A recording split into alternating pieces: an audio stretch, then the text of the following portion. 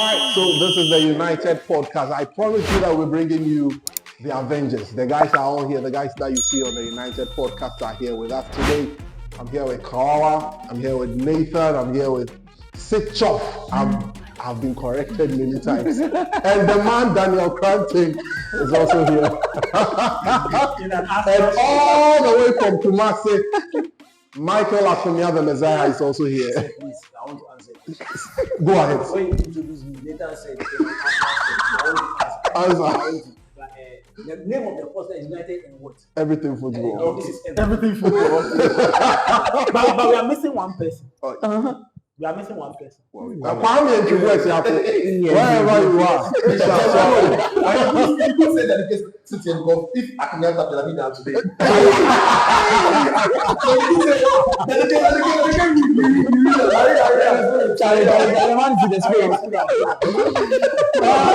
Okay, so we'll be doing a lot more today. We'll be discussing, we did a big season preview of Manchester United, what to expect in the season. Last season, if I should open the floor, I'm sure the guys will have a lot to say, but maybe we'll just do a tip of it of what happened last season, just to give us perspective. Going into the new season is very, very important that we do that. So we are here, a season preview, big one of what to expect. So far, we've got 2 players in, and before this recording, we heard that Mazraoui is very close to joining Manchester United. The De Ligt deal is still hanging in there, but hopes are that we'll get, and we'll try and find out what is happening to United with the injuries. Are we cursed? Danny was telling me something that we are cursed. I believe we are cursed, but I'll ask the other guys if truly and indeed we are cursed or we are not. So this is the United podcast here with myself, Kwame, and the Avengers. We'll be right back after this.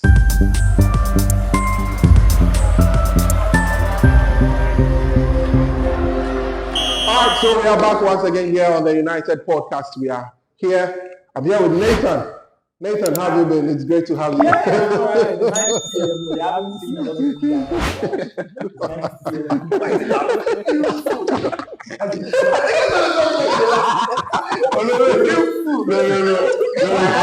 I just realized how long I've seen you guys. Like I'm we have to pull the guys together. Charlie, how have you been? It's great to have you. I've been good. It's great to see. Should we sack Ten Hag? We still want him out. After the FA Cup win, I think that I've soften your heart small. I've kept it in the cage a bit. But I know. But you started firing early. Charlie, the preseason, you already fired. No, because if it is his 3rd season, and you see, the backlash I give to Ten Hag is because, number one, every United fan said Ole Gunnar Solskjaer was not good, which is understandable. Yeah. This is Ten Hag's 3rd season. So if he's not doing well in the league, is he good or is not good? That's my point. You get it. So we are applying the same principle. It should be the same. It should be the same. No difference in marking scheme. No. It should really be a bit more stringent marking scheme because Ten Hag is a better manager than Ole Gunnar Solskjaer. Yeah, Definitely. You get it. And I think that so far he's done well. Won the League Cup, won the FA Cup. So yeah. Chief Ten Hag proponent. Charlie for Sakam or Charlie. He has to stay. He has to stay.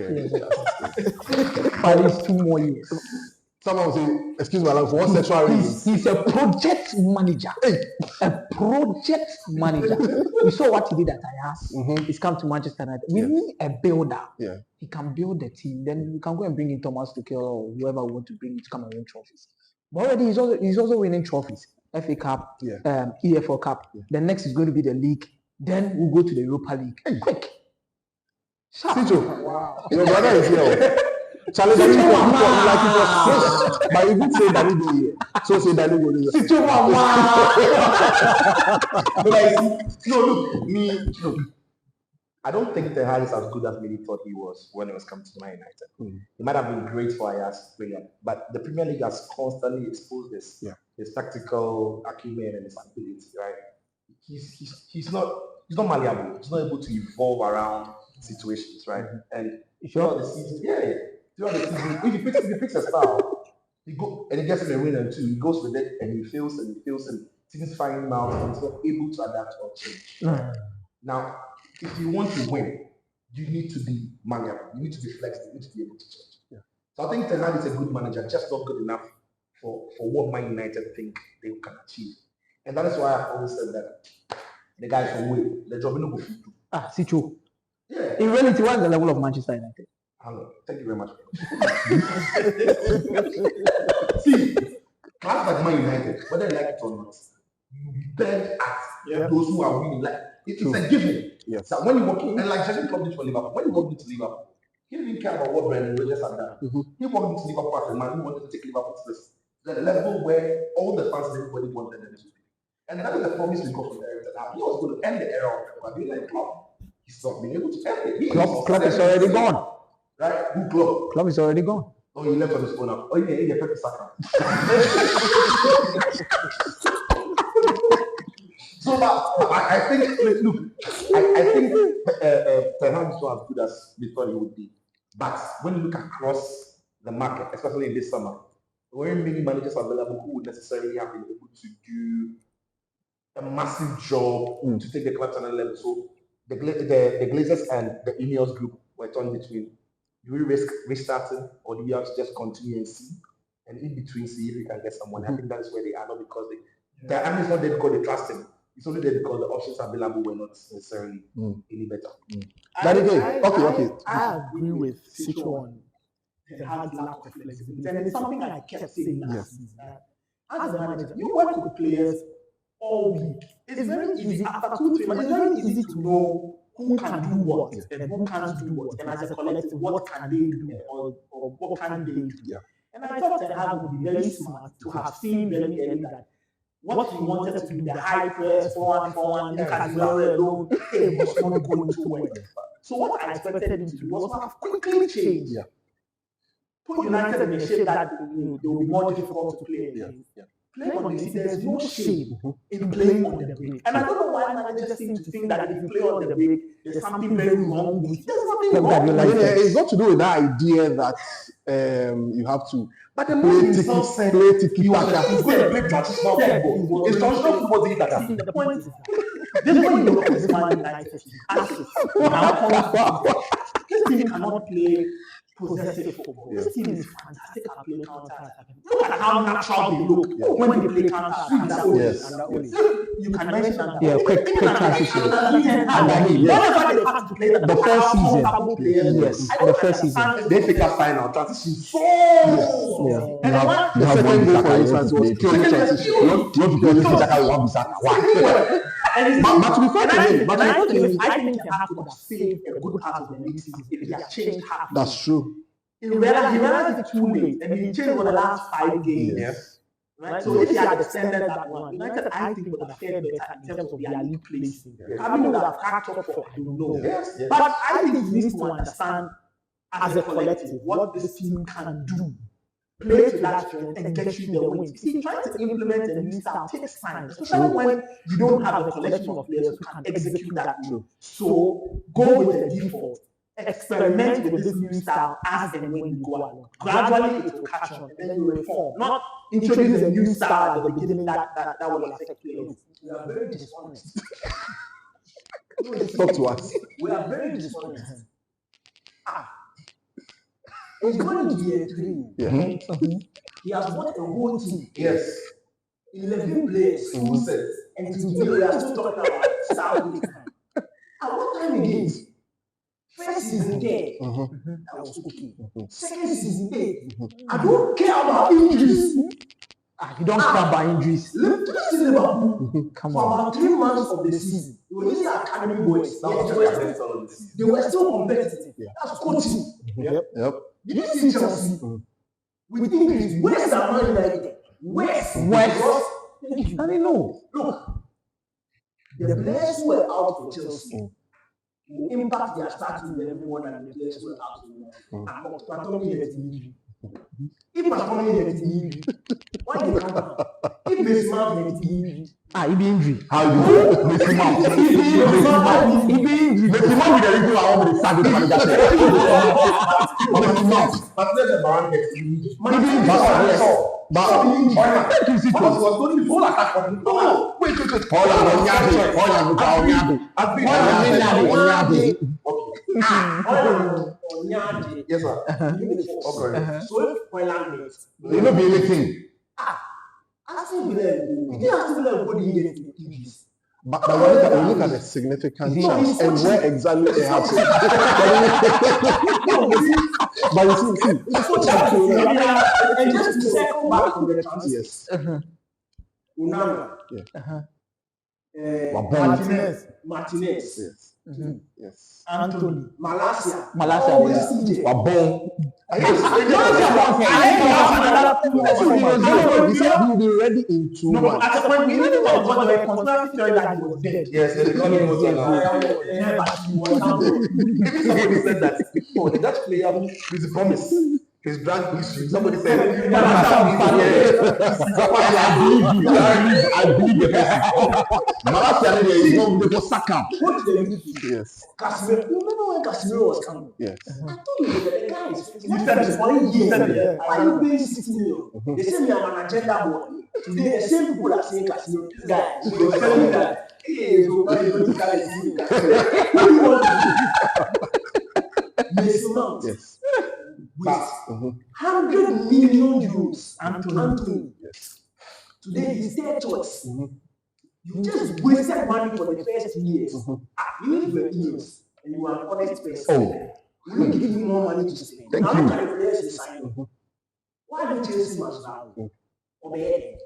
Now, You're only interested in players who have played under you before. to be fair, Or are to be that fair, system. to be fair, But I don't know players. to be fair, the new ownership or the new structure is said to be the ones doing the recruiting. Vibes.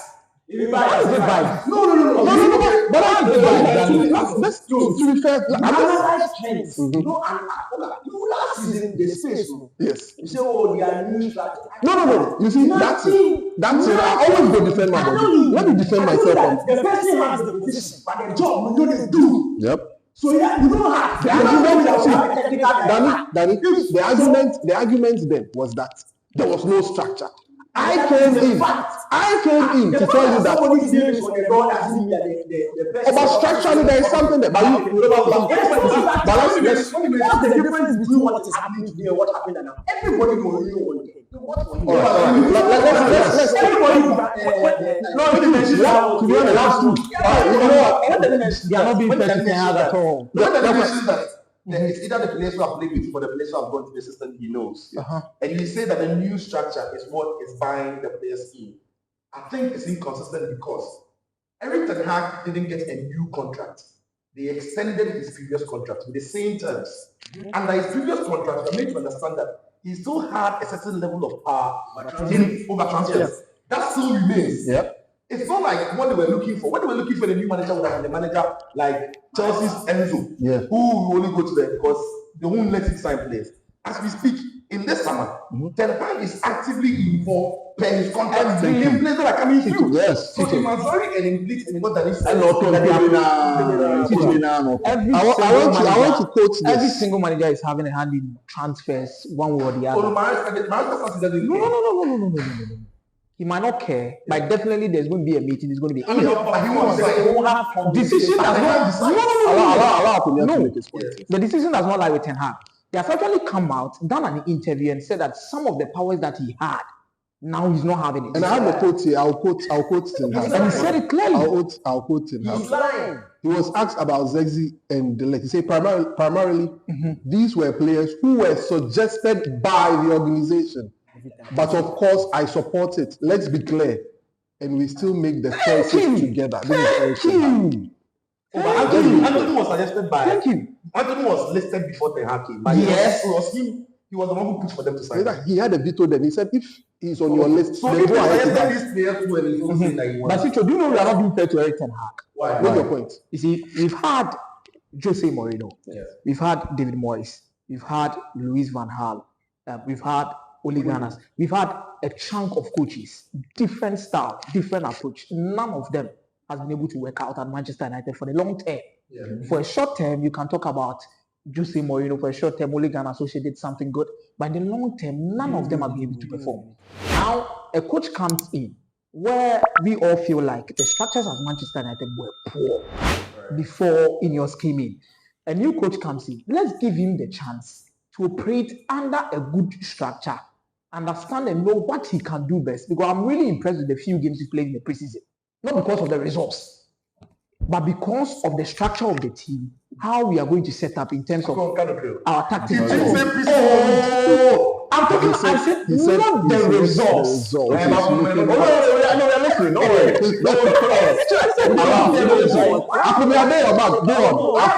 Relax.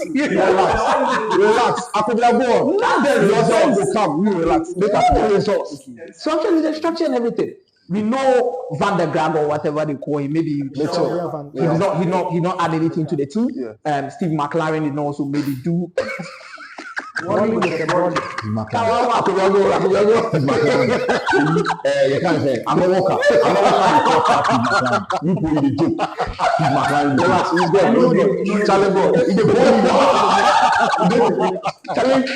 Make a sign player. I should say Steve McLaren said something. They come out to do. Yes. We saw that Ole Gunnar Solskjaer with also another Sir Alex Ferguson assistant there, a whole lot of problems. But now we have Ruud van Nistelrooy, which I believe, I think he has something in his stock. PSV, we saw what he did with the team. We also have another person coming in from Go Ahead Eagles. You look at these coaches who are head coaches that are coming in to come and help Ten Hag. I wanted coaches that could challenge Ten Hag. And I think we are having one or two now. Ten Hag doesn't have much more power than Ruud van Nistelrooy within the club. How? He's the head coach. Where I'm coming from is Ruud van Nistelrooy is a legend of the club. He scored a lot of goals for the club. He remains up there. He's someone that speaks to people within the club that they are going to understand because they know he understands the culture. He knows how to be successful as a Manchester United player and he can deliver. On top of it, he is a good coach. Do you know how Ten Hag has been sacked today after what you said? Why? Did he bring Van Nistelrooy or the club with Van Nistelrooy? It was a total decision by the club. So that is why you have to be sacked. He's part of the club. City can't. He's part of the club. Every Ten Hag is part of the club. I mean, but Then City he can't said- accept that. And tell him that we are bringing you. David Silva because he's an ex-City player coming part of the back. It doesn't make sense. Sicho, do you know how Arteta became assistant? Once Do you understand again, why I'll come in. Do you understand? And I'm here to establish the fact. Ten Hag said Yes. it was a collective decision. Oh, I am here. Okay, let me get what is your question? So Ten Hag, he can't You know what you like.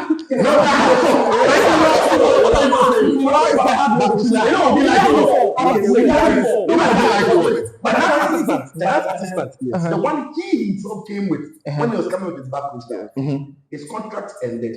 The club didn't extend it, including Benny McCarthy, who was a Ten Hag appointee. When their contract ended, the club didn't mind Ten Hag. The club didn't extend their contract. Maybe Ten Hag said he didn't want it. I'm asking. Did Ten Hag go out to fish for his backroom staff? Or it's being provided? Let me Let me ask. I want to understand. So question one, if Ten Hag chose, okay, I want you to tell me the upside and downside of each one. Thank you. If Ten Hag chose this backroom, or if the club gave him this backroom, I just want to understand your perspective. Yes. I just want to know why you think so right or wrong decision. Yeah, so every manager has got his principles and stuff. Your number two is crucial because normally when you want to work on tactics, a lot of the time, Yes. your number two, like Arteta was for everybody, your number two is crucial, right? So you have to align to the last detail, like Pep Linus was for Klopp. It's massive. Now, if Ten Hag's immediate assistant is out of the door and a new one is coming in, if that new one is coming in from Ten Hag saying that this is the guy I want, like Ferguson brought in Carlos Queiroz, McLaren, perfect. But if the club is the one bringing these guys in, I've got a problem. What that actually means is the club is undermining your authority. And I'm saying, the agents are the elite coach anywhere in the world, like Carlo Ancelotti, where Real Madrid will tell you that we are giving you ABC. Unless that do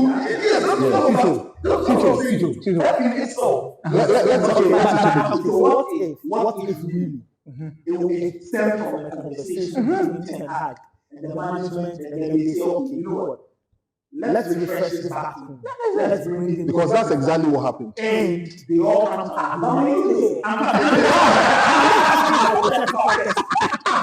Danny, these are facts. I am telling you facts. No.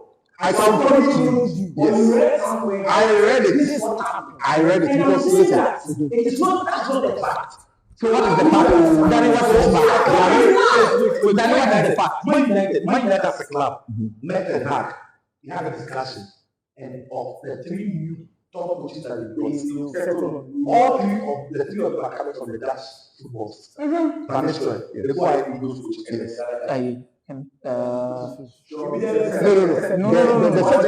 The second guy was brought from he wasn't from Ajax. He was from Sweden. Yes, Sweden is from Sweden. But the goalkeeper's trainer came from Ajax. Came from Ajax. What would you have preferred? I would have preferred a good coach to handpick his back stuff. Okay. Right? And if the club have got a room for somebody to be between the A team and the B team, maybe that position is always fixed, it's always no problem. But for your back stuff, You every manager, every serious manager, every elite manager handpicks. It doesn't happen anywhere. So you think that Guardiola didn't put that Teta? Yes. Ten Hag can't handpick. If it's a collective, by the way, we need to move forward with the conversation. We need to move forward. Yes.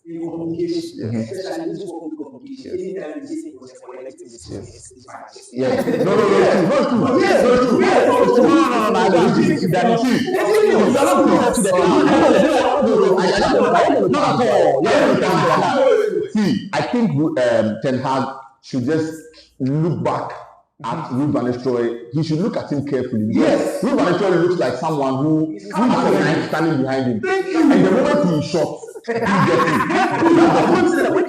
That's true. That's the truth. I'm telling you. They are fucking you.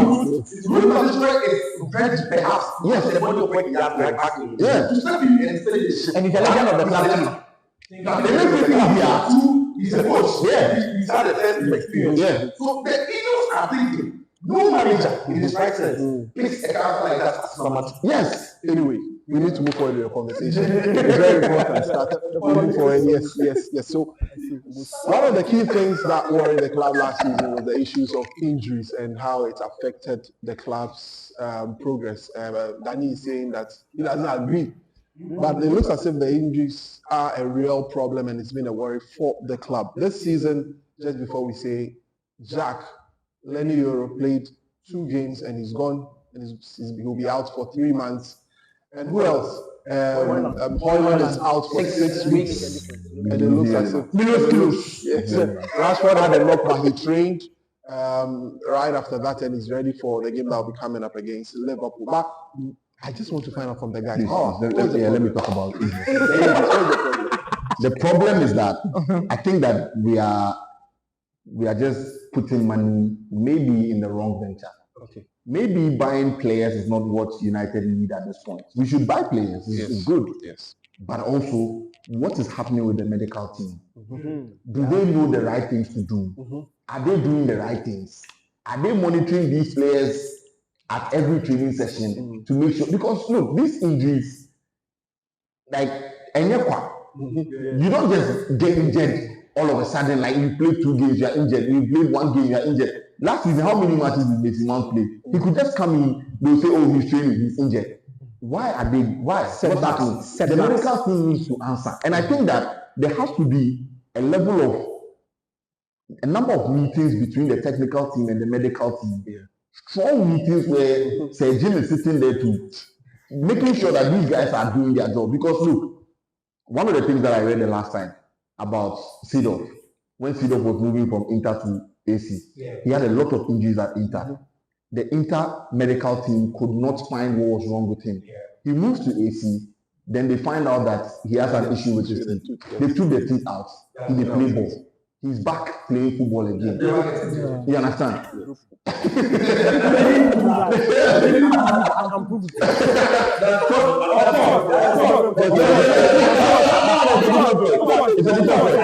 Stories about Milan.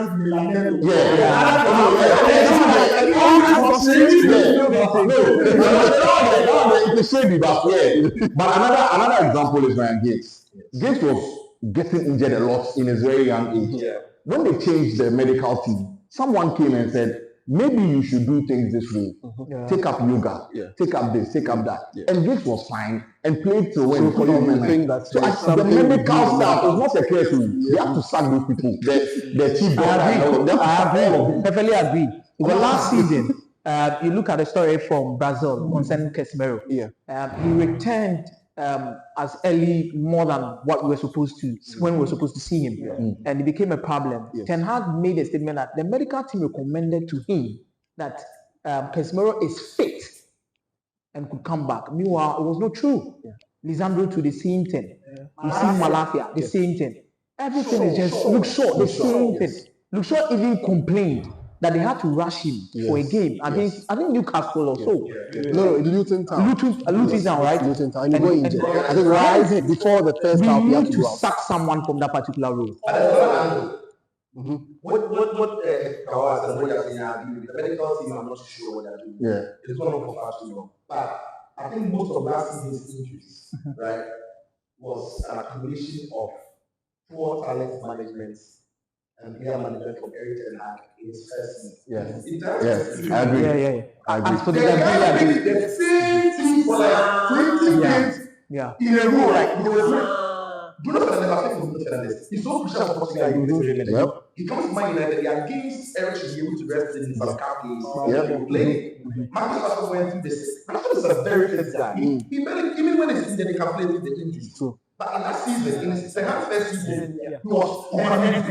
And you can tell that when we got into the new year, the team now started struggling again. They couldn't keep up the game. So you need to You're talking about the first season. You don't need to run. I think I agree with Sicho. They have to manage these talents a lot better. It's almost, that's why it's not flexible, right? When you mix his team and you mix his style, win or lose. It's the same team. It's the same team. Now Onana is not playing this season, and I'm even surprised. Okay, then what is the problem? Prove. Because of all transfers. The point of transfers is to build up yourself so that you give you the confidence to rotate. But because he's very, very poor player, expensive. He still can't do it. That's why I'm not going to play hard to get there in October. So Fernandes is your number 10, and you are bringing in Mount, and you don't trust that Mount can do what Fernandes does for you. Then why there's no need to change? Then why is Mount there? Mount.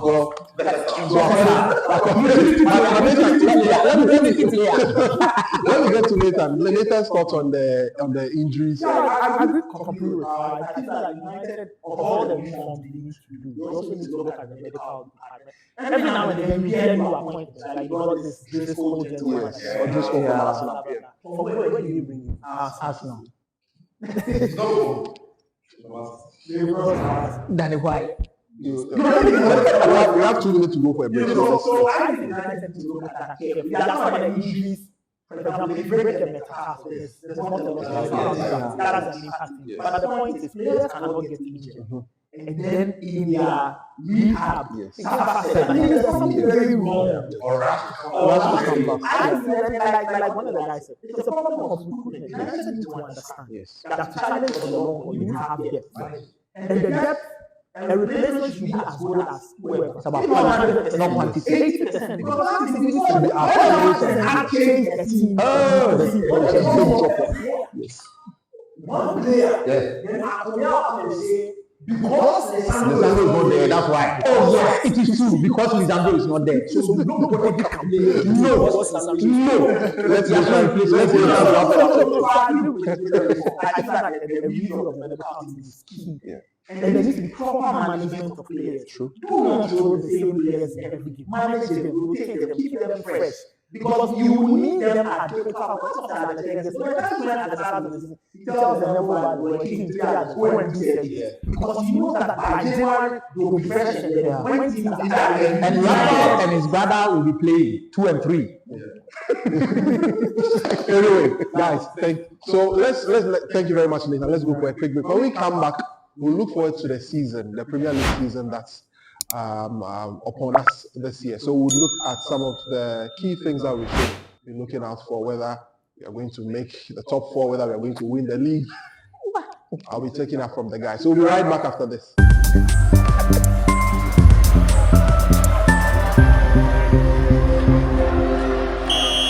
Thank you very much and welcome back to the United podcast. So the guys are here. So we're just going to zoom straight and look into the season and what to expect in the season. So let me start with Kawa. Let me go to Kawa. The new Premier League season is about to start the new season generally. I don't know. What's your expectations? I mean, you look at the signings that we are trying to make and the new ownership that have come in, the kind of structures that they've brought in. They've virtually changed everybody at the top. I mean, in terms of football leadership, there's Dan Ashworth, there's Jason Wilcox, Omar Barada is now the CEO. There's Christopher Vivell, who is also looking at the recruitment and all of that. So it looks as if things have changed.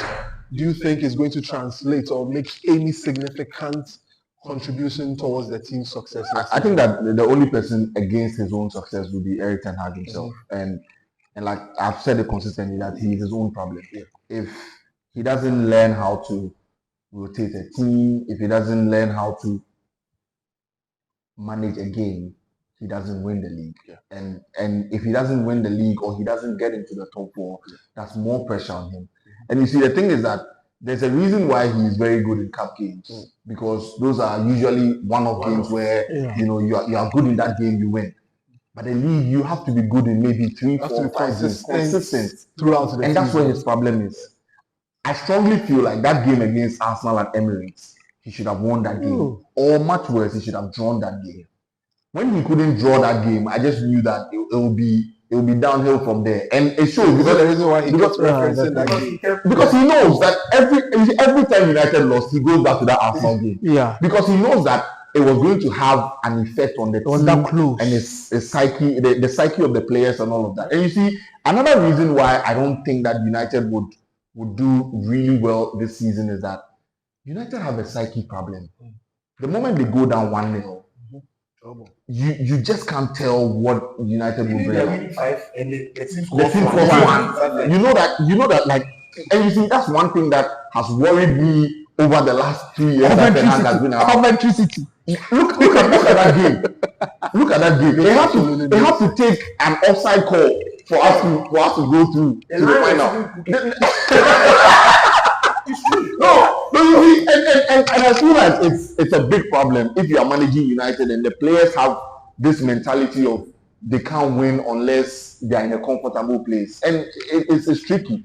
So Ten Hag needs to do way more than he's doing now. And also another thing, Højlund and Zexi are not the striking problems that United need.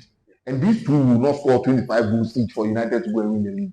So it's not possible. I still believe there should be a reinforcement. I still believe that we need. I think United need more than Højlund and Zexi, to be honest. Zexi. And that's the thing. I strongly believe that they need more than these two players to get more goals, to get a lot of impact in the game. Højlund, on many occasions, if he doesn't score, his impact in the game is poor. And I felt like Højlund, I mean, he scored 16. Everybody said, oh, he scored 16. But he could have scored more. He could have scored 30 if he was make the argument of the kind of service that he's had throughout the season. I don't think the service is a problem. Look, he's missing a lot of chances. The statistics. His runs, the runs are poor. And that's the thing. The problem with Højlund is a coaching problem. Right? Strikers think and operate in a certain way. I hope Ruud van Nistelrooy can teach him a thing or two about how to position yourself. I'm just saying. No, definitely. That's why I said I hope. He's going The quick explanation. Strikers, there are two things. There's your movement and there's your finish. The good strikers will always tell you that. You can't teach somebody instincts, movement. You can't teach it. You can improve finish, but you can't improve instinct. Suarez was always getting into the right position. He was a very poor finisher. Took one preseason where he focused on his finishing. A lot of a sudden he changed. Morata is always at the right place at the right time. Lukaku is always at the right place. Højlund is always behind a defender. He's always fighting somebody when the ball is there. He can't even think to get in the right position. That's a problem. He's young. Those things come with experience sometimes. It's not experience. Those things come with experience sometimes. I think I think if you have somebody like Ruud van Nistelrooy, I think there are things Ruud van Nistelrooy can improve. But you see, Van Nistelrooy is not there as a player. I get it. I'm only saying that. As an assistant coach. So they don't even have the time. He If I was Van Nistelrooy, I even talk to Danny, him. Danny, No, the way of the Hoyland though. Danny, But I'm saying that at least we all agree that Yeah. what is wrong with Hoyland? They are very distinct issues. Benny McCarthy, who was there as a player specialist, couldn't help him. Then Van Nistelrooy, who is there, is supposed to be. All I'm saying is that there are the aspects of his game that lack. You mentioned two things: movement and finishing. One you can teach, one you can't. The finishing you can improve. I think Hoyland's problem is that he's very over-fixated in the physical battle. Because of his specimen, he feels that I need to engage and someone has to engage. a Viking. There's no point doing it. Erling Haaland doesn't waste his time fighting defenders. He only do it when he's not And he's stronger than him. and he's stronger anyway. He knows that if I am here, the pass will come and I will score. So what Hoyland needs to think about is where does he put himself? Kawhi doesn't agree with the service. I think there is a problem with the service because a lot of the times you watch players and it's almost as though they almost forget United have somebody to pass the ball to. I've watched Rashford play so many times. He runs as well. He plays as though there's no striker in the box. So let me do what I want and let me see if I shoot from the center circle I can score. All of that, all of these things will depend heavily on Eric Campbell. You see, because when you are a manager or a head coach, every aspect you can argue all you want, but you take ultimate responsibility for your team and their successes. He needs to, and again, I go back to this business of when you train with the players 7 days a week, you cannot for the I sit in Accra. And when I watch Man United after 1 week, I can tell what their problems are. You cannot be at Carrington and not to know that Marcus Rashford has a problem. His problem is that when he is on the pitch, he doesn't look at any other player. Ole Gunnar Solskjaer diagnosed this problem 3 seasons too late and said Rashford's problem was that he always shot with his head down. So ask Eric Ten Hag, what has he done to tell Rashford? Rashford, you got teammates too. You have teammates. When you burn a defender down the flank, if you cannot score, find somebody. Alejandro Garnacho seems to understand the idea of let me give the ball to somebody. But there are times when he also looks at Marcus Rashford and says, wait a minute, this guy is misbehaving. Let me equally misbehave. And nobody gets punished. I think Ten Hag needs to remind the players that it depends on them too. They need to take responsibility for their own decisions on the pitch. When you are playing somebody's in space, give that ball to the player. Make proper decisions. But again, he will have to lead. He will have to coach them. Because when you watch United, you can tell that there is a serious coaching problem. They can't handle it. How can you lead in an FA Cup semi-final? 3-0 against Coventry. And you know that Coventry will try and come back. So if you know they'll try and come back, why don't you bait them and play on the break and score 5 more? But no, you are open, you are wide, they will defend. They score 1, and once any team scores 1 against United, it's almost a lost cause. Definitely. It's almost a lost cause. So I believe that Ten Hag will have to fix all these mental problems, tactical problems. Individual, he has to do a lot of individual coaching, set things right, and then take the season 1 game at a time. And the start is not tricky. The start is a very tricky start. Yes. Full on. Yes. So already have the pressure of trying to avenge last season's loss. And we know they can go and do down. It will be. See, they have a tricky fixture. Fulham at home is not a tricky fixture.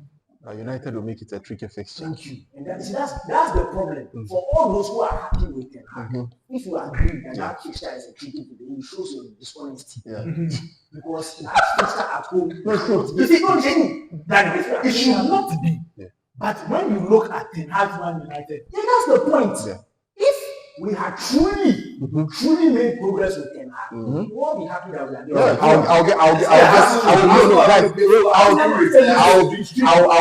get to. So let Nathan wrap up. So it means that clearly this team hasn't made enough progress. I just hope that Ten Hag, for his own sake and for our sake as a collective fan group, I hope he's learned the lessons. I hope he's really learned the lessons. And he will handle each game as it should be handled. Not every game should be played at 100 miles per hour. There are days when you sit in tight, score once, score twice. You pick so game management. Manage the game. Manage the game. If you are leading 2-0 at 85th minute, don't send 8 players into the box to go and attack the corner kick like he did at Wolves. Where straight from the corner kick, Wolves go and score. It's horrible coaching. So much so that last season when I don't know how many people read the Athletic, that article. Yeah. I was embarrassed using that at the United. That video analyst said preparing for a game against Man United was one of the easiest things to do. A certain player of Solar, I suspect it's Andres Pereira. He said he couldn't believe how much space they had at the He was actually the one. He was shocked at what he was seeing. Yeah. Clearly, that is the coaching problem. And Ten Hag needs to get this team to start the season well. It will not end in a league title. Let us all agree. Yes. But it should end in a team that is placing respectably fourth or third, second, I can't tell. But he has to end up in the Champions League position. Sistoff. I hope I'm wrong, but I don't see the progress under Erik Ten Hag because for me, and I've said it many times, he doesn't improve players enough. He doesn't improve players. It's either you are picking your own form by some miracle, and he's using you just as you are, or you are flopping on that. Like we speak about Hoyland. It's a player he brought to the door, and as a coach, when you realize that the player has limitations. Look, the reason why the services are not going to be because the players playing around don't trust. If that is Erling Haaland in the Man United box, that's what is crossing the ball. Garnacho, you are crossing. Bruno is trying to find it, but they are playing with Hoyland, a player who they themselves know has got a problem. Do you know the number of terrible passes, or it looked like terrible passes from Man United players when they attempted to find Hoyland because he made a move that looked like it's good and instantly changed the move into a defender. And they are playing passes and everybody's like, Rashford, why is he pass? It's not Rashford's fault. It's not Garnacho's fault. That should have been a good run. So yeah, I agree that has to improve. But again, it's Erik Ten Hag the man to improve players. I've not seen that. People say he's improved players. I don't think so. I don't think I've seen him improve players. Otherwise, you try it on Anthony. He brought him in. But you look at players like Garnacho that he's brought in. I'm coming. Players like Garnacho that he's brought in. Players like Mainoo that he's brought in. Good. Garnacho hasn't improved. He's only played one game. No. Allow me to understand. Garnacho hasn't improved. You can't tell me that Garnacho is a better crosser of the ball between the time he made his debut and now. You can't tell me that Garnacho is a better dribbler between the time he made his debut and now. You can't tell me Garnacho is a better finisher between he made. What about Garnacho's game has improved? As Nathan said, he's only seen a lot of games. That is not improvement. Mainoo, which is fine. Mainoo, as you see him, we all knew his quality, but Mainoo is still lacking. Mainoo has played a full season, and throughout the season, we saw that anytime he was off the ball, and that was for match day 1, since he returned from injury, then he played off the ball. His spatial awareness was off. He didn't improve even throughout England's Euros. If a manager is improving players, he's not going to improve Mainoo when he takes the ball from the back. It's natural. It comes to him naturally. What he's going to improve about Mainoo is the other things. The other things about the game, where to position yourself. Kai was one of the best players when it came to positioning. He didn't have to slide, but he will be there so that you can't even pass the ball to the space. Special defending. Mainoo doesn't have that. It's awareness when it's off the ball, it's not there. It's not been improved. Right? Pelistri was used Barca like that and he moved. Nobody can tell me Ahmad has been improved at that. He's only now having the opportunity to play. If he improves players, you should see it with Rashford. You should see it with Hoyland. We should see it with Sancho. Mason Mount. We should see it with Mason Mount. We should see it with all the other players. Why we not the main way? You know, your point is further strengthened, right? Just look across the city. I always say that. Look at Raheem Sterling when he went to City from Liverpool, and look at Raheem Sterling when he left. The player Man City bought and the player Man City sold to Chelsea were two completely different. And we see all of this is boiled down to one coaching clip that made the bit about the body shape. Where Pep telling him, don't receive the ball like this, receive it in a certain way. And then a few months later in the Champions League game, he employs even Martinelli and Bukayo Saka. You can see it. You can see. Let me move the glass. You can see it. And it took how many seasons for Martinelli? Who, Martinelli? Yeah. No, it took like 2 seasons. It took how many seasons for Bukayo Saka? Oh, Bukayo Saka was most distance. Bukayo Saka was even used as a left back. I want Takumia to file a defense because he has it. Okay, only for the on that. Then I come back to the season. Yes. You spoke about Mason Mount. Yes. He was injured most of the time during the season. Yes. So how do you expect a coach to improve an injured player? You understand? If you speak about Alejandro Garnacho, I will not agree with you because Alejandro Garnacho started from a bench warmer, coming from the bench to become a starter within the team. I think it takes something special to become a starting 11 player. Or an underperforming player. I'm coming. That is the. I'm coming in. Danny, I'm coming in. There were some times I saw him cross the ball to Scott McTominay at good positions where Scott McTominay scored those goals. True. Against Chelsea, we saw some. Against some other teams, we saw some. So you don't expect a player like Garnacho at his age to even improve quickly. Every player in his adaptation or his adaptation at some point in time. I believe there was something that was added to Garnacho's game in two things. One, in terms of the cross, and I saw some that were key, but I was not consistent, which I believe with time it will be consistent. Number two, his movement and positioning improved at some point in time during the season. He found himself in positions where he could literally score, but he just wastes the chances and he just moves back.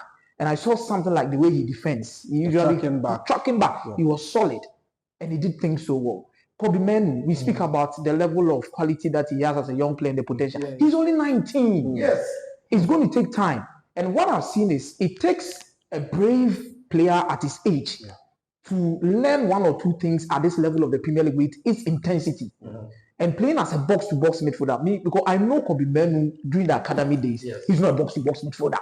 Kobe Menu was always sitting in front of the back four, trying to build up. But what I've seen from him is that he's scoring. You know, two things. What he will either sit at the base or he will be an offensive midfielder. He didn't do the box to box, but at the one point started as an attacking midfielder when he was sitting behind the shadow. So the reason why, for example, the reason why I would knock your point a bit, Sito makes a point about menus off the ball. Now, as a manager, so you have two choices. Either you improve that or you find something to protect that player so that he never finds himself there. It is what Carlo was doing back at AC. Look at the kind of midfield he had. He had Pello, but have people like Ambrosini. And Gattuso with him. Sometimes so I feel that great, and you make good points about Carlo, and it is true on Kobe Menu. We know Kobe Menu's natural talent, but the point is, for him to make that jump, one of the two things I just said will have to happen. Either Erik ten Hag will have to learn to develop this other side of his game so that off the ball, Kobe Menu is still very helpful to Man United. Or he reshapes the midfield. Get somebody to protect Kobe Menu. So Kobe Menu only focuses for example, not to cut you off, with Højlund, we were speaking about him. He has not improved at Manchester United. I agree perfectly well. Now it's two things. One, patterns. And the players that he's actually playing with. Now, if patterns, I agree perfectly. That is, I think that is why they brought in Ruud van Nistelrooy. Because when you look at, Melissa made a report, Melissa of Sky, made a report that Van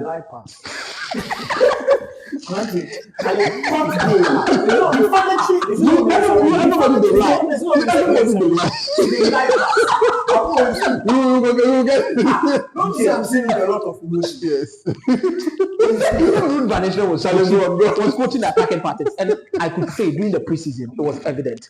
You could see key movement. Even the position where Højlund picked up the ball and scored against Arsenal, you could see that it was automatic. There were automatisms within the team.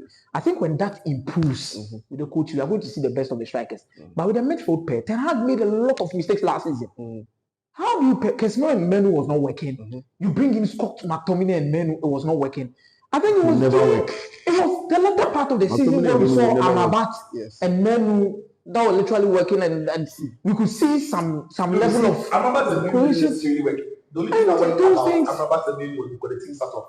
And then, as Nathan said, the whole team, you see, the reason why Casemiro made this strike was because the team was too expansive. Too many spaces.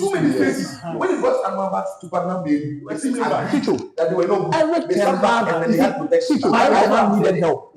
I believe Ten Hag needed help. But Ten Hag's problem, to solve that problem, you don't need a coaching masterclass to know after 5 games, you should clearly see what is wrong with this team. Anyway. And again, I go back, look, I felt that, and I'm repeating, I felt very embarrassed reading that article where teams of lower profile, video analysts of lower are saying that you see the point you are making. After the United Tottenham Hotspur game, which one? I told you the 2-0 at the start of the season. That Man U is struggling the East. Remember, Man U is struggling the easiest team to play in the Premier League. Any decent team with a decent squad, you may not beat United, but you have a very good opportunity, a very good chance of matching them. Or you enjoy yourself. And we saw it game after game. We didn't need Athletic to come in. The argument. You see, there are certain profiles that just want to work in football. It just won't work. I get you. The arguments people make, I agree with the issue of the spaces. In fact, if you follow through the podcast, I you've kept been saying saying it about the issue. The chief defender of the idea of football that they are playing was Kwame. He's not here to defend himself. But the argument he used to make was that there was an issue of quality, especially from the back line. They expected, it was like you were teaching That's old the rest dog defense. rest defense, pushing up, because if we are, how do you call it, pressing high up the pitch, you need the defenders to squeeze up so that they close that space. But these were players, yes. You assess your score. I agree with you guys, but I'm just advancing the argument from the other side. It's like somebody comes to employ me. Yeah. Like somebody comes to employ me and then says that I should go and teach computer science. Hell no! It will not work. But that's, I agree with you, because I felt that play to the strength of the players that you have. You don't need to be an elite manager to first of all understand your players. You see, look, you can't even be a good coach if you don't understand, you don't know your squad. Yes. That's one. When Arsenal at the start of the season last season, when they were playing with Rice, City, Havertz in midfield, when you check their average possession and look at the number of what they call it, direct passes, or how direct Arsenal was playing as compared to when Jorginho came to City. Arteta knows that Rice is not elite at keeping tempo and controlling possession. So when they were playing with Rice, there was a difference in style and principles. When Jorginho came in, they were playing more control, more possession-based football. Arteta with Jimmy Anna, he's not stupid. He knows his team. So you can't force challenge. So we'll get to your part of the looking at the season. So wrap it up. Yes. Wrapping up the Expectations for the season. Yeah. Look, to win the Premier League now, you cannot go into the season playing with one style from start to finish. You need some The dynamism. game is so sophisticated now, we are going to be found out, and after 2 months, after 3 months.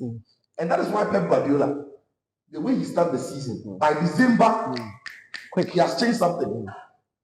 2 seasons ago, before the World Cup, John Stones wasn't venturing into midfield. No. The previous season meeting.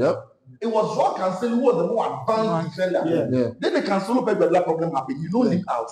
After the World Cup, John Stones becomes Van Beckenbauer. Ventured into midfield.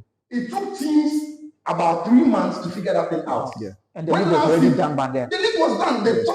When last season started, everybody thought that was going to happen. He stopped it. He stopped playing. So you need to change. You need to change. Now you could see he wants direct wingers. Yes, He lied to everybody. he lied to everybody. He went to number 9. You know that wingers went football. He's born to do. He's born Savio. The best, some of the best. So you could know that quick wingers. So this is a manager who is always adapting, refreshing, and changing. Okay. The reason why I say Ten Hag might have been good in Eredivisie, but doesn't cut it in the Premier League. What changes? It's because of this. I don't think he's flexible enough to be. Sicho, would you agree with me? Would you agree with me? Michael, you know what? You will have your way. Let him wrap up the season. The only reason why he's been able to compete with Pep Guardiola in the last is because of the same thing. Okay. The way Arsenal started the season, that's not the way they ended it. Yeah. Even the way they were defending, They were pragmatic after wasting time. Yes. The way they were attacking. So in effect, you believe Ten Hag doesn't have that flexibility. He's not showing it. And you see, when you talk about Ten Hag, and when you talk about game management, Ten Hag won't improve. Game management. But you see, the first season, Ten Hag was people made the argument, and we saw it in games that he was making substitutions in game management that was bringing about some changes in the game. Didn't you hear the argument? Even I remember. Don't you remember? Don't you? I even said yes. That in that season he had overachieved. Yes. After the first 2 games, he changed it to become more pragmatic. Yes. As the season went, He adapted to the quality of players Manchester United had. Yes. So what changed that? And he did arguably well. He did fairly well for a manager in his first season when the Carabao Cup. The most impressive I saw of him was the game against Barcelona, where Bergos started as a number 9. You realize, no, he had to play him as a number 10. You brought him as a number 10. Look, you can't play. And it's Ten Hag. He went on after that game. He stuck to that system for the next 5 years. Because you need to be better. Wrap it up. So how the season will go? So what I'm saying is Eric Ten Hag's problem is, like I said, is that he's not an elite manager who at the moment can compete in the Premier League. So if he stays to the end, where do you think the season? Where do you think he puts United? We are likely to finish outside the top four, and this is why. Okay, briefly. Yes. Unfortunately for Ten Hag, the new owners are talkatives. They are not actually doers. Yep. Omuniska. For the Michael, I'll give you the time to rebut. Write it down. It's not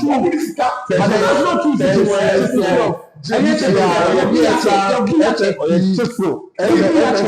Smart football handlers have shown us that FFP on those days, there's always a wine.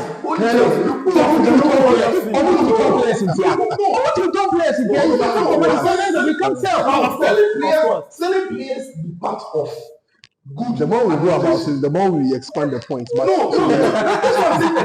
I'm saying that Ten Hag will finish in the top four because he's likely to start the season with the same set of players. First 2 months, with the same set of players he complained about.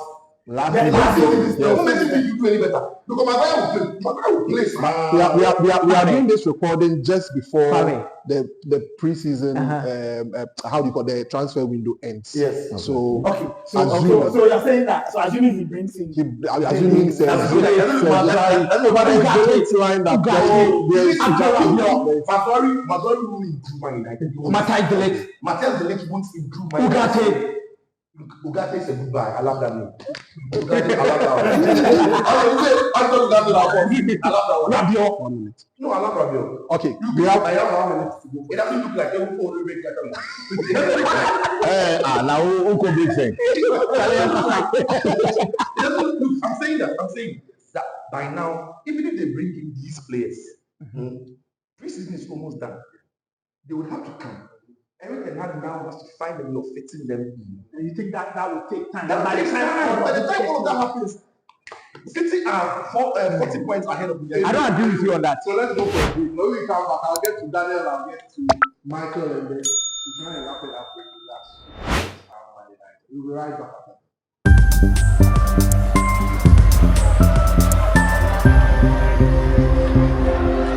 All right.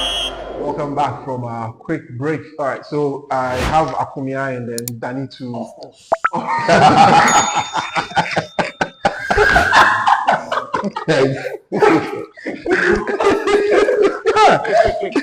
Okay, let me start with you, Akumia. This season, I'm not expecting anything extraordinary from the team.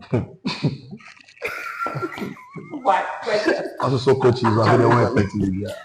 Why? You go. No. I'm not expecting anything extraordinary from the team, but I'm quite expectant of a top four, something like a cup run, like semi-final for the Europa. Do you expect a trophy?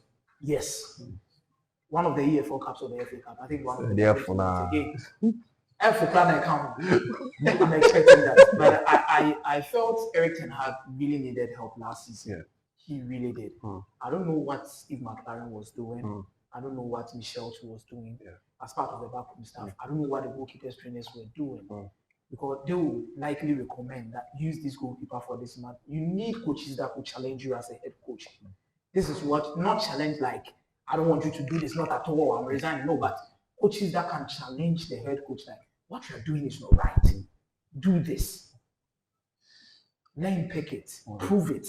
That the people challenging this season, Papa. Definitely. Because I know. And he needs that. He needs that. After his first season, I believe he earned the right to continue what he was doing after the first season. Agreed. But after the second season, I believe he has no right. He's on borrowed time. That is it. Yeah. So Ruud van Nistelrooy and Rene Hack, all of them should be helping him out. Because if changing the coaching department does not bring any good results or positive results to the team, then I don't think there is a need for any of them to even stay. you should just sack them. Everyone should go his way. Go and bring in Thomas Tuchel. Let him come and coach. Are you sure about Thomas? You see, this season, I'm not a person that is not going to defend Eric Ten Hag anywhere. I'm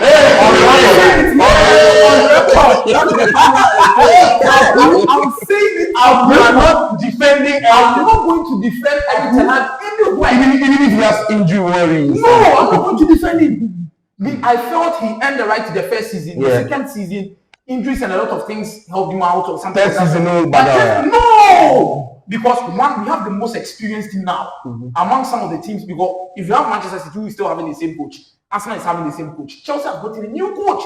Liverpool has also gotten a new coach. I think Eric Ten Hag will be the third longest serving manager of any club after Pep Guardiola. So you can't afford to mess up this season. If you do, it will start from the community shield. If it does anything wrong, That's it. rebel leader. I've lost my hand out of Anthony's business.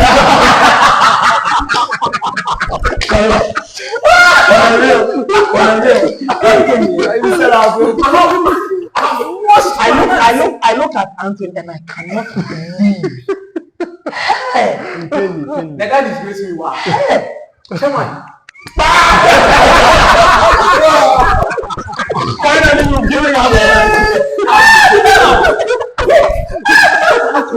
No, you have to go to the left back. I don't see why they're looking for a left back. I'm not Jamo Hive. No, but see, another thing about Anthony again is about, I go back to the coaching. Yes, he wasn't helped in the way he was eased into the team. But secondly, Eric Ten Hag should know that whenever Anthony has played on the edge of the box in the half space, he's had some of his best moments. Can you create those scenarios for him than getting him to hug the line like Rashford or Anthony? Would you advocate for a change in position? A change in application, in system, in the way not necessarily a change in position. Not necessarily a change in position, but if you want, and we saw it with De La Fuente at the Euros. Lamine Yamal and Nico Williams didn't always have to hug the line together. If Lamine is hugging the line, Nico comes to there's a way to get the right back to overlap so that Anthony can come in now. The thing is that at United, Rashford is so good on the line. Yes, you can get Anthony to come into the. When he comes to those places, the best things we've seen of him in United is when he's come on the edge, coming around. That is when he's been good. He's not good, but the best we've seen of him has come in these scenarios. Look, if Anthony plays in Glasnow's Crystal Palace setup, he will flourish. The way he used Olise and Eze, he didn't even know what to go on. He's very close to Manchester. Another thing is, I feel like Grealish was san. Yes, but the way Pep uses Grealish, one thing must say, yes, because in many ways, when he gets the system protects. When he gets the ball, there's someone there. Somebody is from that, and then he moves, and then he passes. So in the system, he's not necessarily dribbling 1, 2, 3 people. Why is Anthony trying to dribble 1, 2, 3 people? It's the same problem we have with JB Sancho as well. He's not your typical pure winger. Yes. He doesn't have it. He doesn't have the best of pace. And we've constantly asked him to do that job. He will not survive. He won't thrive. I could wrap it up before I get to it. I think we have been poor in the transfer market and getting some key players to come in and fix some. Muniska. We have money. Okay. Money that we have. Montoya. But we don't want to waste it. Yes. Wrap it up. Yes. So I believe having good. But if you should get Ugarte, Rabiot, Matthias Ligt, I won't add Mazraoui because that guy, I don't like him. I have to be very honest. There's been a lot of handshakes and hugs from these two. I felt I'm scratching my head for why United signed Carlos' best friend, Mr. Mount. I don't want that. I was ready to support I believe that if you have him. Diogo Dalot, I don't want Bissaka gives you another option as a right back. 1v1 defending a lot of this. When you go into tough matches, good wingers, you are definitely going to miss him. So you need him. When you bring him also, come and do what? For build-ups. There are certain games you are supposed to be pragmatic. You need one Bissaka. So why are we doing this to ourselves? Chalmazouri's offensive game is overrated. That is it. But for Delete, Ugarte, Rabiot, these 3 players, I believe when we have them within our team, I think. But are United in the market for Rabiot? I think that's. they started from last season and this season I think they are still engaging the mother. I think the problem. Or they are waiting for us to lose against Fulham. United are dealing with Veronique. Yes, the most difficult thing about that wish deal. them the very best. The most difficult thing about that deal is he's going to go for free. If he's going to go for free, His wages. and Man United want to keep the wage thing in check. Yes. And Rabi is going to sit above what they think is acceptable. He's a good player to have, but I don't think they'll get. Lastly, for the injuries, I believe this season we need to do better than what you're seeing. Yeah. The doctors will need to work a lot harder than what you're seeing. Okay. We can't afford to lose Euro, Yeah. Rashford, some key players at some point in time. It's not going to be fair. Yep. We need to work it out. But Ten Hag, me, defender, quit. Mr. Daniel Kante, Charlie, we have him. you have him, man. I I heard you sing things are getting better. things somewhere. are getting better. Yeah. And I was singing Things it. are getting better. No, things are actually getting better. And I'm saying it because there's a spiritual backing to it. Okay. I know that they have no last this season. Is that the first thing? So you see, When you say things are getting better, is it that reason number one? they are building a squad, Yes. but they are not building a squad for only Ten Hag. Yeah. Okay. Look, trust me. Van is the next manager. The house is like Moses. It's like We are getting close to Canaan, but it will not be there. So as for that one, I'm not too concerned at all. I know that Ten Hag will not last the season because, to be frank, look, we've seen this thing before. AVB won the treble with Porto. Yeah. Came with a high potential. Came into Chelsea. Yeah. It didn't work out. He had another chance with Spurs. It didn't work out. Then he became a risk candidate. Right now, he's Porto's president. Right? Thank you. And his family has money. He went to buy the things of his corruption. Yes. He's so good.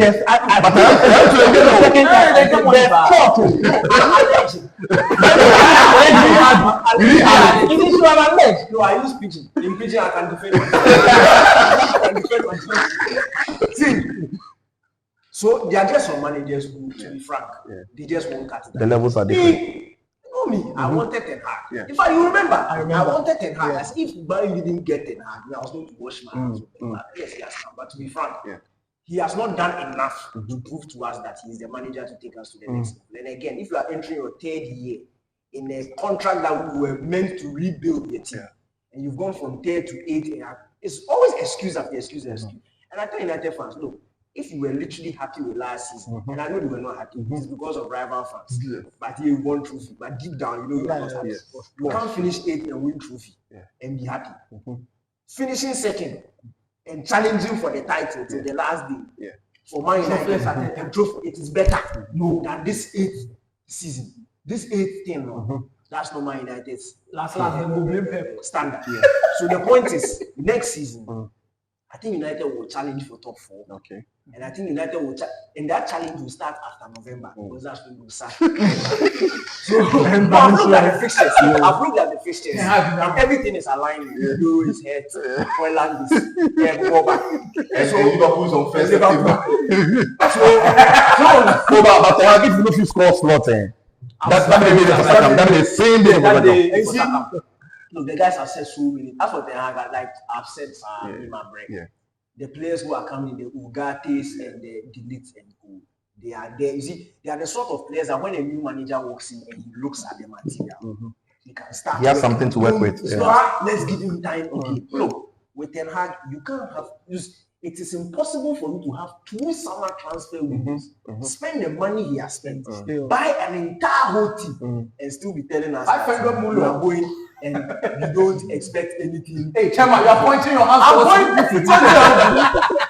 No. You can't, like, it's not done anyway.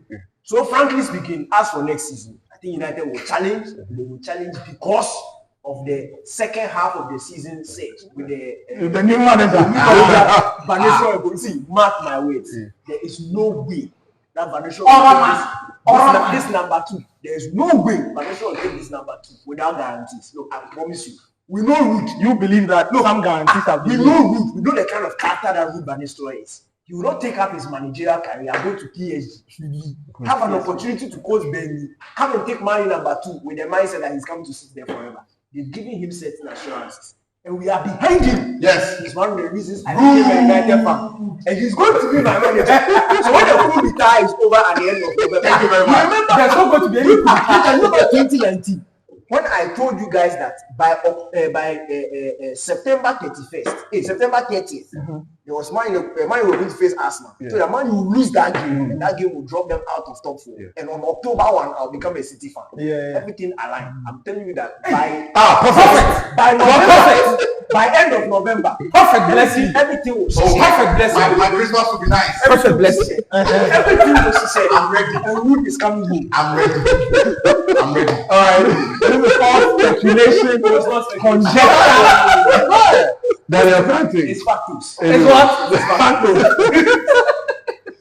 Anyway, so that's Daniel Cranton and that's Michael Acuna with their season's expectations of Manchester United. So we are just wrapping up. I want us to wrap up in some vibes. I've been wondering when did you start supporting United? What? When did you start supporting United? Oh, go for, I'm busy. Sito, you want to wow. When did I start supporting Man United? Let's say I'm busy. Let's say I say 96, 97. Danny, how old? I think that the player who got me to support Man 96. United. How old was that? He was 3. The player that got me to support Man United was Ryan Giggs. Wow.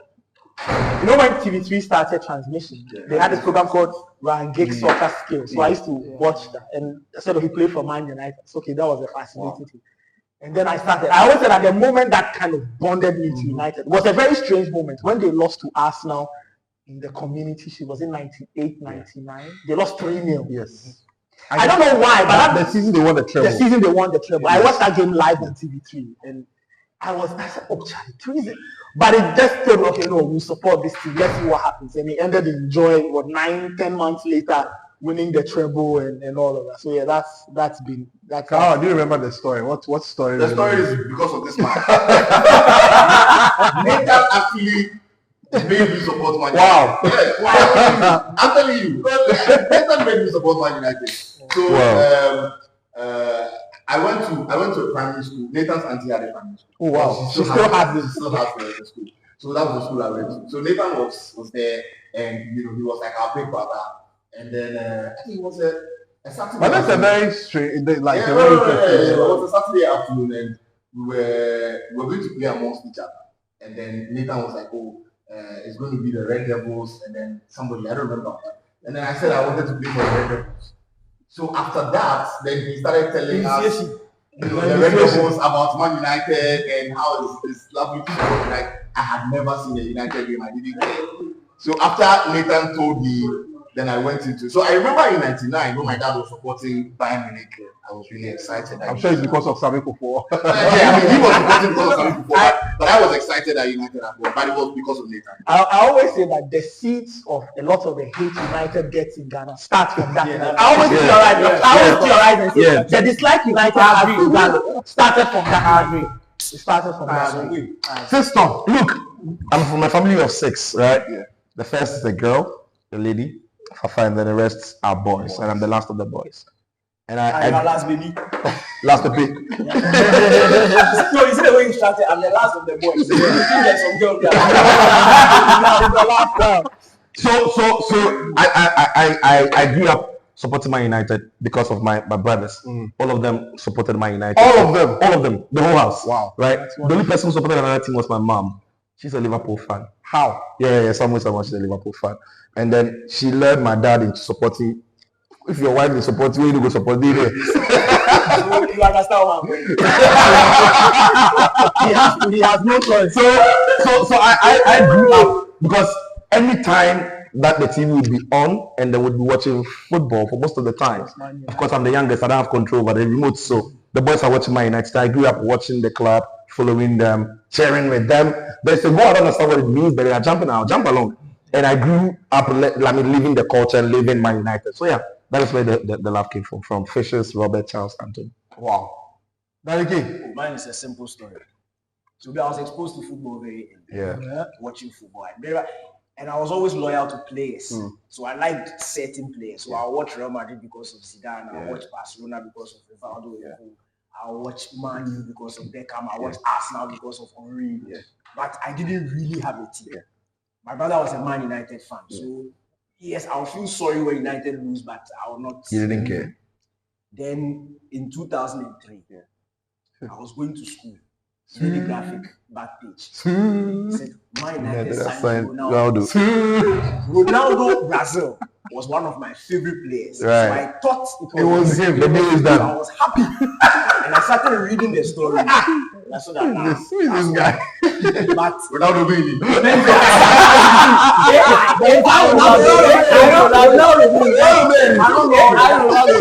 So it meant that, and in the story, the Was it 90 minutes graphic? no. The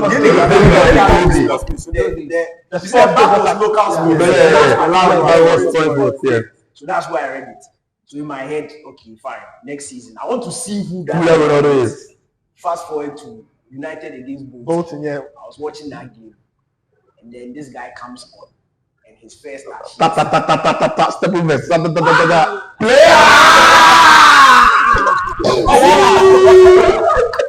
and from that day, I've never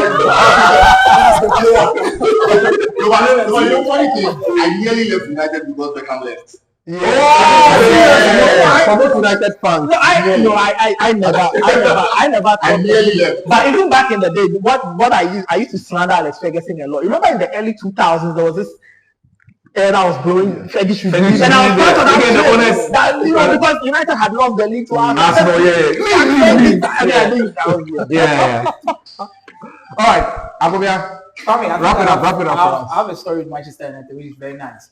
In 1999, I was not all that grown at all, but I saw my daddy in real pain. Because But I remember, you know what I remember? The way Sadiq before was crying. Yes. Like a child who has been beaten. My dad was a former footballer. Did not actually play out to the professional level, but I think at the coast level, his playmate is Frimpong Man. So Right.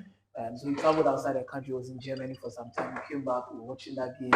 You know, all I saw was I was jubilating when Manchester United scored. Yeah. You know, I saw him actually. Yeah. He was And if you're a neutral for that game, the way the two goals came, I was really angry.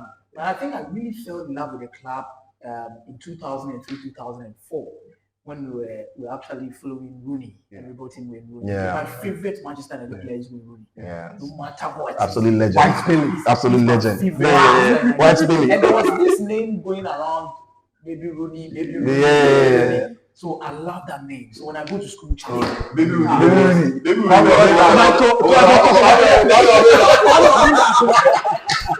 when I go to school, actually, I took my Manchester United GC and everything. So that's why I fell in love with Manchester United. So it has been from infancy. I've loved the club. At some point in time, I nearly switched to Arsenal. How? I remember in 2006, the way I was eager for Arsenal to win that Champions League against Barcelona because I hated Barcelona. I don't like the Mama Tap. Football is funny because a lot of Man United fans don't like Barca. Yes. They tilt towards Real Madrid. But Even before Ronaldo the joined. funny thing is that I actually liked Barca until they beat us in 2000. I'm like, nah. No, but there were many who were neutral towards Barca because Ronaldinho's football was a catch. Like everybody would watch Barca.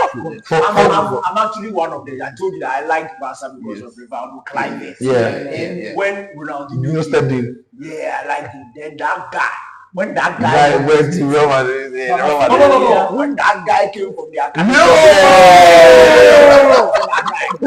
I don't know what to do to Arsenal. Freddie Bloomberg. Yeah, Freddie, fine winger, proper. PlayStation 1. Yeah. Freddie, you get the ball. In the ball. Yes. Obviously, 1999. I was in the room with my uncle watching the Champions League final, and they were all supporting Bayern Munich. But for me, it was the other team. The way they came back, it was the story. It was I didn't care so much about the Ghanaians. The story was very fascinating, and from that point, I started watching sports highlights.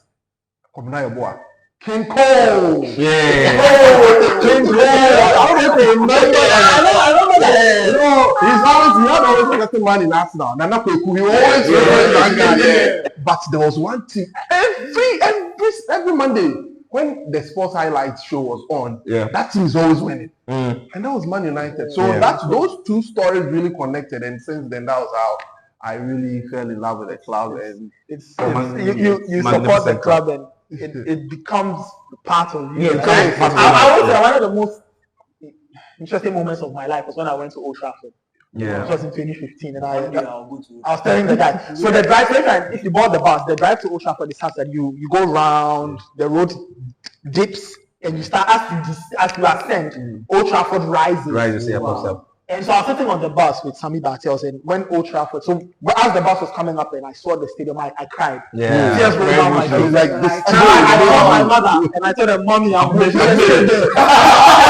Mama, I made it.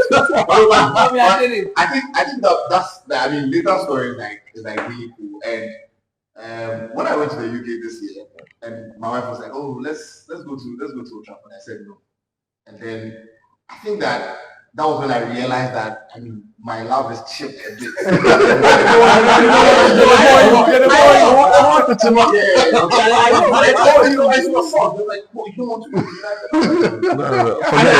One of the things I want to see them play. I've not seen them play. And also because I didn't, it wasn't an opportunity to see them play, so I felt like it wasn't because they were playing Luton Town.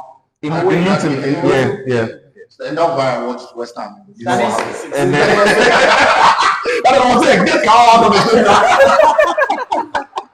Charlie, that's it. Charlie, what a recording. Charlie, I really had fun with it. yeah, brilliant vibe. Brilliant vibe. The vibe has been good. We've done a lot of things. We played snooker, we played table tennis. No, serious tennis player. On record, I beat Daniel Kranti. It's not true. There's no proof. There's no proof.